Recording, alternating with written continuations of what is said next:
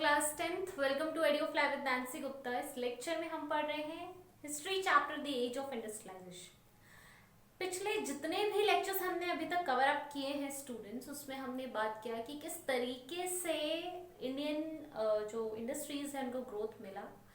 उससे पहले life of workers कैसी थी, what was the conditions of weavers, and then धीरे धीरे हमने देखा कि किस तरीके से इंडियन मार्केट भी स्टैब्लिश होने लगा using different tactics and strategies. आज एक सवाल है, एक बड़ा खूबसूरत सा सवाल है। मान लीजिए हमने सोचा था, इंडियन बिजनेसमैन ने सोचा था कि धागे बनाते हैं, क्योंकि कपड़ा तो बाहर से आ रहा है, nobody is purchasing our cloth, तो why to invest in same product जिसको कंपीट करना मुश्किल हो। धागे बनाते हैं, लेट्स मेक कोरस यार्न। ऐसे ही बहुत सारे लोगों ने अलग अलग चीजें सोची होंगी, अलग अलग बिजनेसमैन के अपने अलग अलग आइडियाज रहे होंगे प्रोडक्ट्स बनाने के और मशीन लाने के, टेक्नोलॉजी से उसको डेवलप करने के। लेकिन सिर्फ बनाना काफी नहीं होता, उसकी डिमांड क्रिएट करना सबसे बड़ी चीज होती है। सबसे बड़ी चीज होती है कि जो चीज आप प्रोड्यूस कर रहे हो उसको बेचोगे कैसे। बेचने के लिए तो बना रहे हो, तो वो बेचने की स्ट्रैटेजी, वो मार्केटिंग स्ट्रैटेजीज, वो कंज्यूमर्स को अपना प्रोडक्ट लेने के लिए बाध्य करने की स्ट्रैटेजी क्या थी।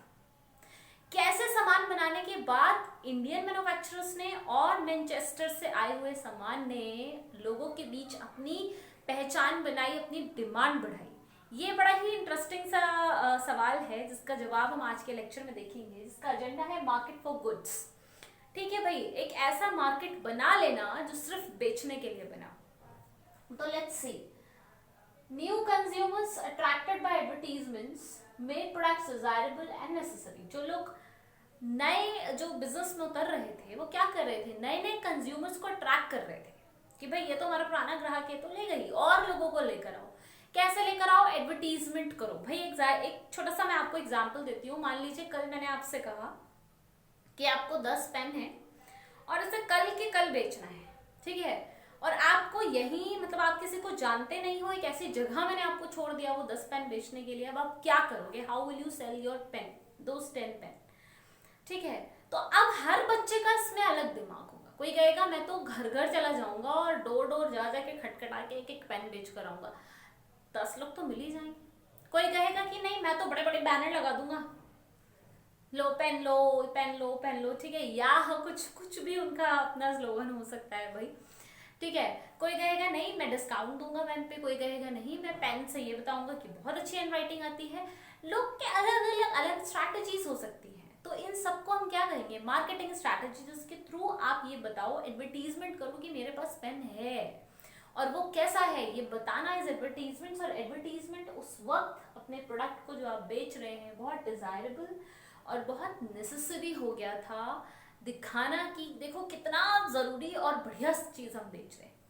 Secondly, Manchester good contains label on cloth bundles, this connects familiarity and fame of producers to buyers. देखो भाई, मैनचेस्टर का जो सामान भारत में आ रहा था वो लोग अपने कपड़े के बंडल पे ना अपना नाम लिखकर बेचते थे। तो उससे क्या होता था कि जो खरीद रहा है उसको पता चल रहा है किसकी चीज खरीद रहा है, वो पहचान जाएगा, पसंद आएगी तो अगली बार मार्केट जाके कहेगा अरे नहीं नहीं उन्हीं जनाब की चीज दो। आप समझ रहे हो, आप कोई ब्रांड से जुड़ जाते हो। मान लो लेवाइस है, लेवाइस के कपड़े अगर आप पहन रहे हो, जीन्स आप एक बार पहने आपको बहुत अच्छी लगी, तो अगली बार आप कहोगे ना, वो शॉपकीपर आपको 10 जीन्स दिखा देगा, आप उससे कहोगे नहीं मुझे लेवाइस की ही चाहिए। तो वो क्या है, वो ब्रांड का अटैचमेंट है, इंटरैक्शन है कंज्यूमर के साथ, उसके आपके साथ, ठीक है। मेड इन मैनचेस्टर, इस तरीके का वो एक टैग लगा देते थे और उससे लोगों को यकीन हो जाता था देख के कि ये तो मशीन मेड कपड़ा है, सस्ता होगा और अच्छा भी होगा। Next, labels to whole images. ऐसा नहीं था सिर्फ ब्रांड का नाम लिख दिया, लेवाइस सफिशिएंट। बहुत सारे लोग तो पिक्चरें चिपका रहे थे लेबल के साथ। वो पिक्चर्स कैसी पिक्चर्स थी, भगवान की, देवी देवताओं की पिक्चर लगा रहे थे, क्योंकि उनको क्या था कि अगर भगवान एक ऐसी चीज है जो आपने कई बार दिवाली पे देखा होगा, पटाखों पर ना लक्ष्मी जी बनी आती है, ठीक है। तो लोग, आप सिंपल लाल रंग का पटाखा दो उसको और एक सेम पटाखे के ऊपर भगवान जी की चिट लगा दो, तो बच्चा वो भगवान जी वाली खरीदेगा, देखो उस पर भगवान जी बने। बहुत सारे लोग उस वक्त इस मानसिकता के थे क्योंकि भगवान जी बने बस खरीद लो, कोई मतलब नहीं अच्छी है बुरी है कैसी है, बस भगवान बने तो अच्छी होगी। समझ रहे हैं, वो जो एक साइकोलॉजी थी उसका फायदा उठाया जा रहा था भगवानों की मूर्तियां बना बना के। साथ में एक नया चलन शुरू हुआ कैलेंडर्स देने का। न्यू ईयर पे बहुत सारे ट्रेडर्स कैलेंडर्स पब्लिश करवाते हैं और फ्री में बांटते हैं, ठीक है। तो ये लोग भी क्या कर रहे थे, कैलेंडर्स अपने प्रोडक्ट के साथ दे रहे थे, जिसको कि लोग अपने घरों में, शॉप में, अपार्टमेंट में, ऑफिस में लगा सकते थे और उन कैलेंडर्स के ऊपर भगवान की और उस सेलर की डिटेल्स हमेशा रहती थी, ताकि सामने वाले को याद रहे, अच्छा इनसे हमने कैलेंडर लिया था और ये फला फला चीज बेचते हैं। समझ रहे, कनेक्टिविटी समझ रहे हो, ये सब आज भी होता है, ये स्ट्रैटेजीज आज भी हम अपनी चीजों को बेचने के लिए मार्केट में इस्तेमाल करते हैं। भाई ये कैलेंडर एक बड़ा बिजनेसमैन फ्री में क्यों बांटता है, ताकि उसकी पब्लिसिटी हो, दैट्स इट।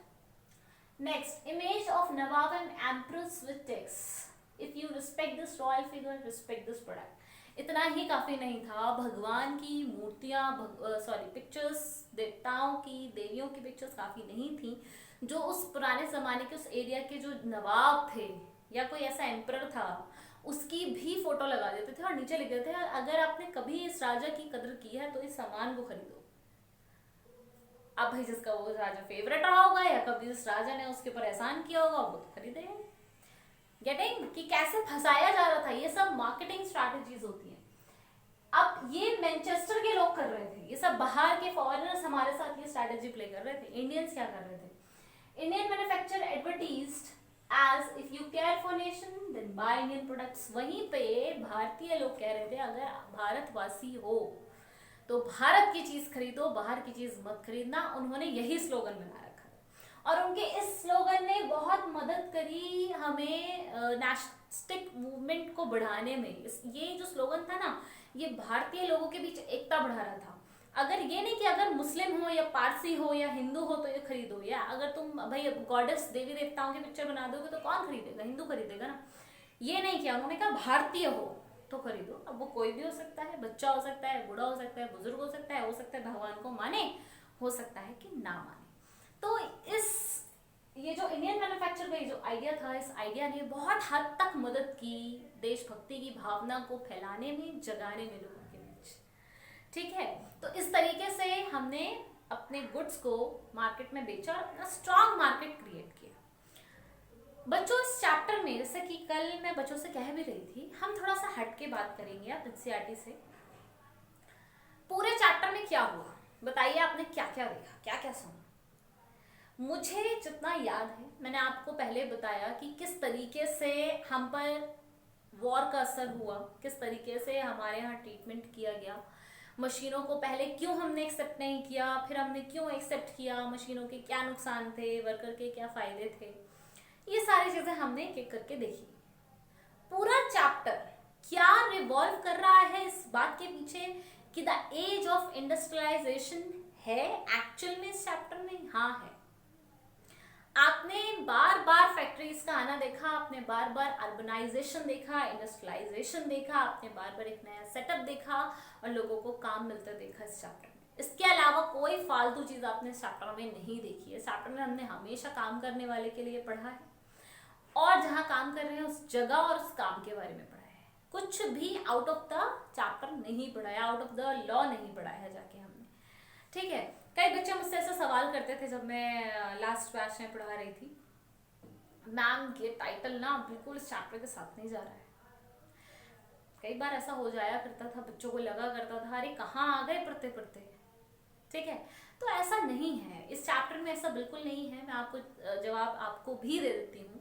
हम जिस चीज के अराउंड घूम रहे हैं, एज ऑफ इंडस्ट्रियलाइजेशन, इंडस्ट्रीज का आना, इंडस्ट्रीज तभी आएंगे जब मार्केट बनेगा, लोग खरीदेंगे कोई चीज, वो स्ट्रैटेजी बनाना कि लोग खरीदें, फिर उन तक पहुंचना, उनको टारगेट करना, ये सब एक इंडस्ट्रियलाइजेशन का हिस्सा है और यही सब पूरे चैप्टर में रिवॉल्व हुआ, घूमता रहा।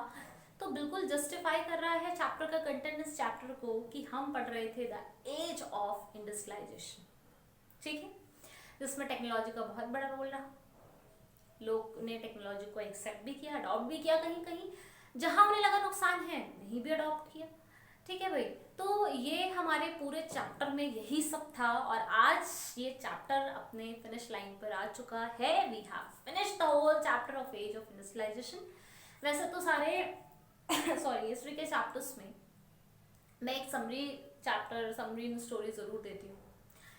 इस चैप्टर से रिलेटेड समरी इन स्टोरी मैं जरूर दूंगी, लेकिन लाइव सेशन में, सो दैट आप लोग कितना पढ़ रहे हो, कितना इंटरेक्टिव हो, ये मुझे भी पता चलेगा। तो लाइव सेशन होगा, बहुत जल्द होगा, नोटिफाई कर दिया जाएगा, नोटिफिकेशन आएगा। बार बार कहती हूँ सब्सक्राइब कर दो, बेल आइकन दबा दो, ऑल कर दो, ताकि मैं अगर लाइव सेशन लूँ तो आपको फटाफट नोटिफिकेशन आ जाए और आपको पता चल जाए मैम इज लाइव और आप ज्वाइन करिए। ठीक है, तो भाई सब्सक्राइब करिए, शेयर करिए, ज़्यादा से ज़्यादा लोगों तक इस चैनल को पहुँचाइए, ताकि ये सारे फैक्ट्स एंड फिगर एनसीईआरटी की एक आसान भाषा में आप लोगों तक पहुँचे और आप लोग मुझसे फेस टू फेस अपनी क्वेरीज भी कर पाए। ठीक है, तो इसी के साथ हिस्ट्री का स्टेटस इस चैप्टर के साथ आज फिनिश होता है और अब नेक्स्ट लेक्चर में हम शुरू करेंगे ज्योग्राफी। सो स्टे ट्यून्ड, पढ़ते रहिए, प्रॉब्लम है पूछते रहिए कमेंट सेक्शन में। Stay healthy, bye bye.